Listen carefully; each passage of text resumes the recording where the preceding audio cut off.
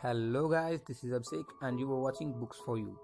For more updates, don't forget to like and subscribe our channel, and if you have any suggestions or queries for us, don't forget to tell us. The first law. Make it obvious. Chapter 4. The man who didn't look right. The psychologist Gary Klein once told me a story about a woman who attended a family gathering. She had spent years working as a paramedic and, upon arriving at the event, took one look at her father-in-law and got very concerned. "I don't like the way you look," she said. Her father-in-law, who was feeling perfectly fine, jokingly replied, "Well, I don't like your looks, either." "No," she insisted. "You need to go to the hospital now."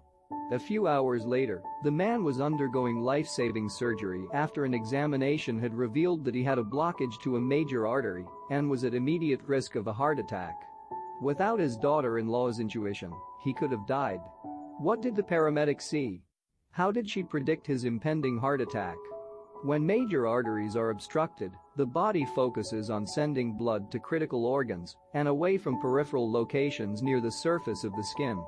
The result is a change in the pattern of distribution of blood in the face.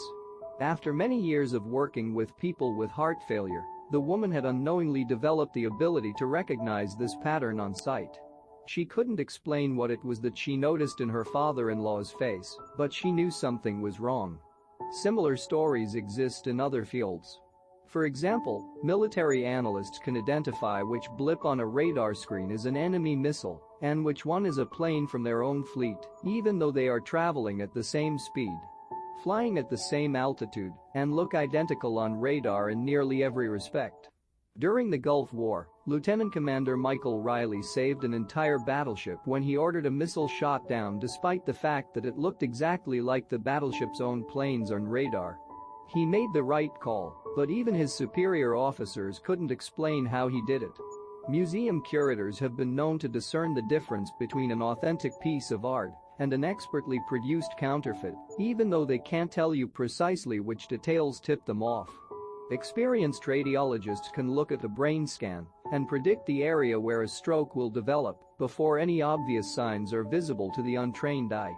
I've even heard of hairdressers noticing whether a client is pregnant based only on the feel of her hair. The human brain is a prediction machine. It is continuously taking in your surroundings and analyzing the information it comes across. Whenever you experience something repeatedly like a paramedic seeing the face of a heart attack patient or a military analyst seeing a missile on a radar screen, your brain begins noticing what is important, sorting through the details and highlighting the relevant cues, and cataloging that information for future use. With enough practice, you can pick up on the cues that predict certain outcomes without consciously thinking about it. Automatically, your brain encodes the lessons learned through experience. We can't always explain what it is we are learning, but learning is happening all along the way, and your ability to notice the relevant cues in a given situation is the foundation for every habit you have. We underestimate how much our brains and bodies can do without thinking. You do not tell your hair to grow, your heart to pump, your lungs to breathe, or your stomach to digest. And yet your body handles all this and more on autopilot. You are much more than your conscious self. Consider hunger. How do you know when you're hungry? You don't necessarily have to see a cookie on the counter to realize that it is time to eat. Appetite and hunger are governed non-consciously. Your body has a variety of feedback loops that gradually alert you when it is time to eat again, and that track what is going on around you and within you. Cravings can arise thanks to hormones and chemicals circulating through your body. Suddenly, you're hungry even though you're not quite sure what tipped you off. This is one of the most surprising insights about our habits. You don't need to be aware of the cue for a habit to begin. You can notice an opportunity and take action without dedicating conscious attention to it. This is what makes habits useful. It's also what makes them dangerous. As habits form, your actions come under the direction of your automatic and non-conscious mind. You fall into old patterns before you realize what's happening. Unless someone points it out, you may not notice that you cover your mouth with your hand whenever you laugh, that you apologize before asking a question, or that you have a habit of finishing other people's sentences. And the more you repeat these patterns, the less likely you become to question what you're doing and why you're doing it. I once heard of a retail clerk who was instructed to cut up empty gift cards after customers had used up the balance on the card. One day, the clerk cashed out a few customers in a row who purchased with gift cards. When the next person walked up, the clerk swiped the customer's actual credit card, picked up the scissors, and then cut it in half entirely on autopilot. Before looking up at the stunned customer and realizing what had just happened. Another woman I came across in my research was a former preschool teacher who had switched to a corporate job. Even though she was now working with adults, her old habits would kick in, and she kept asking coworkers if they had washed their hands after going to the bathroom. I also found the story of a man who had spent years working as a lifeguard and would occasionally yell, "Walk," whenever he saw a child running. Over time, the cues that spark our habits become so common that they are essentially invisible. The treats on the kitchen counter, the remote control next to the couch, the phone in our pocket. Our responses to these cues are so deeply encoded that it may feel like the urge to act comes from nowhere. For this reason, we must begin the process of behavior change with awareness. Before we can effectively build new habits, we need to get a handle on our current ones.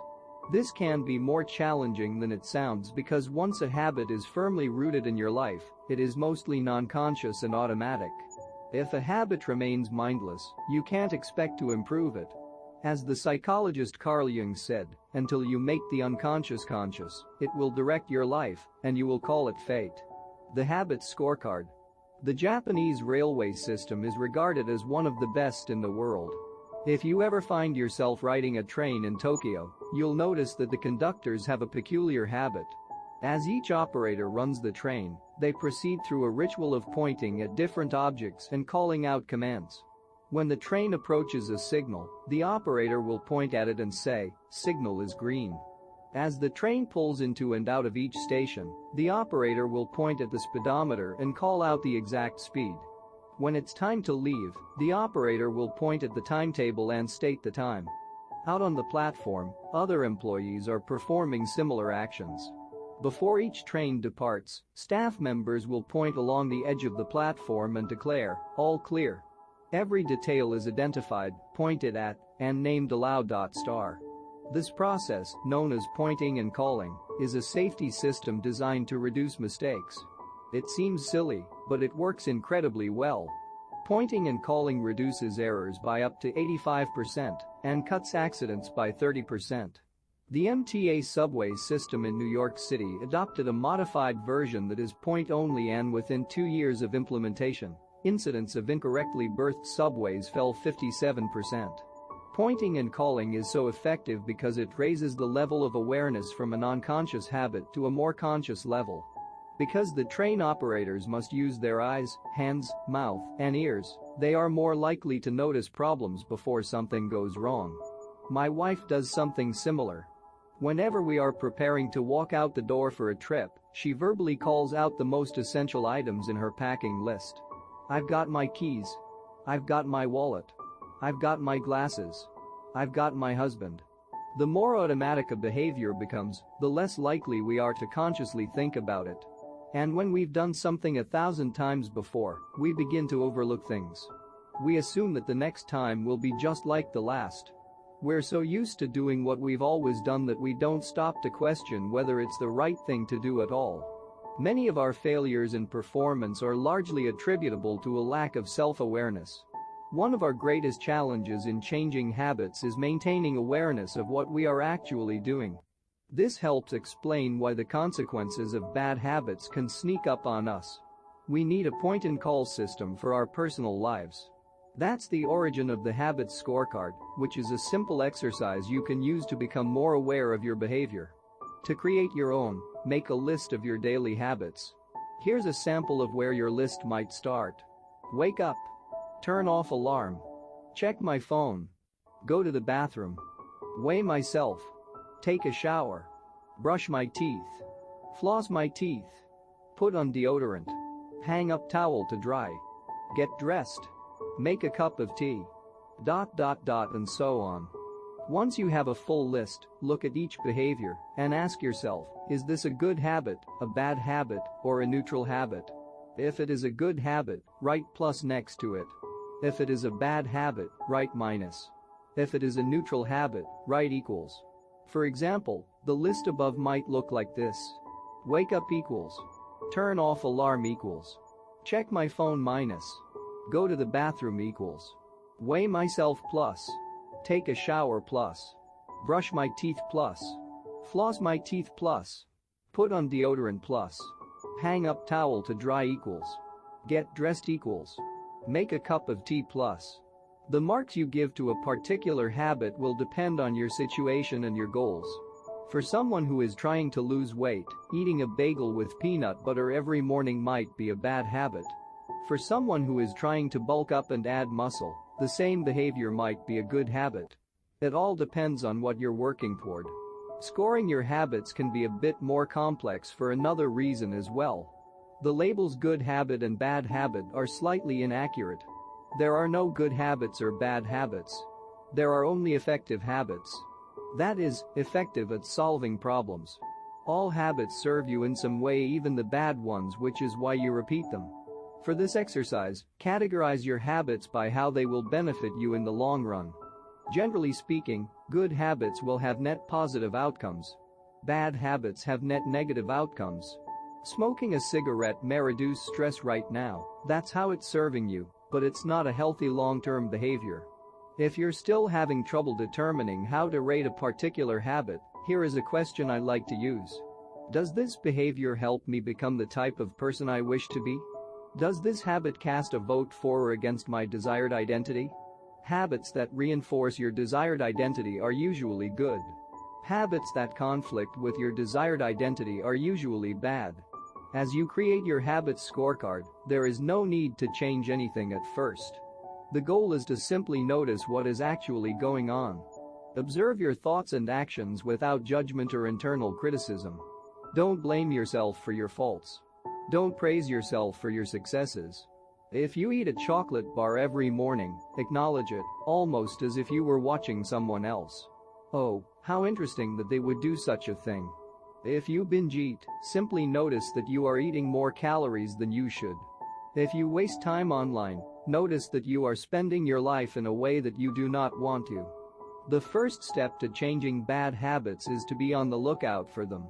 If you feel like you need extra help, then you can try pointing and calling in your own life. Say out loud the action that you are thinking of taking and what the outcome will be. If you want to cut back on your junk food habit but notice yourself grabbing another cookie, say out loud, I'm about to eat this cookie, but I don't need it. Eating it will cause me to gain weight and hurt my health. Hearing your bad habits spoken aloud makes the consequences seem more real. It adds weight to the action rather than letting yourself mindlessly slip into an old routine. This approach is useful even if you're simply trying to remember a task on your to-do list. Just saying out loud, tomorrow, I need to go to the post office after lunch increases the odds that you'll actually do it. You're getting yourself to acknowledge the need for action, and that can make all the difference. The process of behavior change always starts with awareness. Strategies like pointing and calling and the habit scorecard are focused on getting you to recognize your habits and acknowledge the cues that trigger them, which makes it possible to respond in a way that benefits you. Chapter summary. With enough practice, your brain will pick up on the cues that predict certain outcomes without consciously thinking about it. Once our habits become automatic, we stop paying attention to what we are doing. The process of behavior change always starts with awareness. You need to be aware of your habits before you can change them. Pointing and calling raises your level of awareness from a non-conscious habit to a more conscious level by verbalizing your actions. The habit scorecard is a simple exercise you can use to become more aware of your behavior. Thanks for listening this audiobook.